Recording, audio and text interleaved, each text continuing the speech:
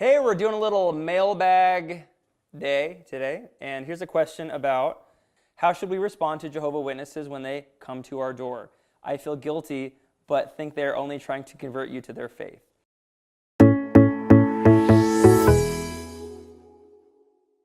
Yeah, it's a good question. Maybe I'll just offer a couple thoughts on that. How should I treat Jehovah's Witnesses when they come to our door? Number one, with welcoming love. Treat them with welcoming love. That's our call. We're supposed to walk in love, says St. Paul.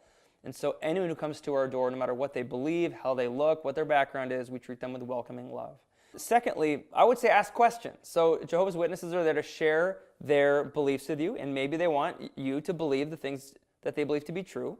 And I would say that's a great thing, right? If you think something's true, you want people to believe it.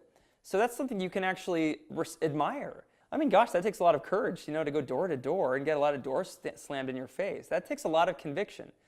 Now, does that mean that everything they believe is true? I would say no. And that's where you can not only admire and affirm in them those good characteristics, but to ask questions about what they believe, right? Human beings, we're all in this together. We're all seeking to know the truth. No one has a monopoly on the truth. Now, as Catholics, we're blessed because we have the magisterium and we have a certain protection and guarantee on certain truths that have been handed down to us. So we can draw on that. Things aren't true because we believe them because they're true. So you should be able to study these questions with a kind of openness, which leads me to my third thing, study.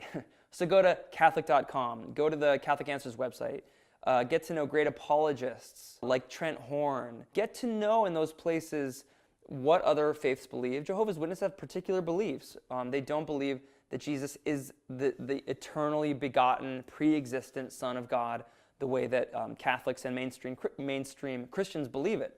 But we should be able to defend that and ask questions about it. Hey, Jehovah's Witness person, here in the Gospel of John, when Thomas says to Jesus, "My Lord and my God," right? So you could ask a question, how do you all interpret that? And they'll have a particular answer to that, but it can at least get the conversation going. As you ask questions, don't be afraid to be bold and to say things like, hey, we're Catholic, we think this is true.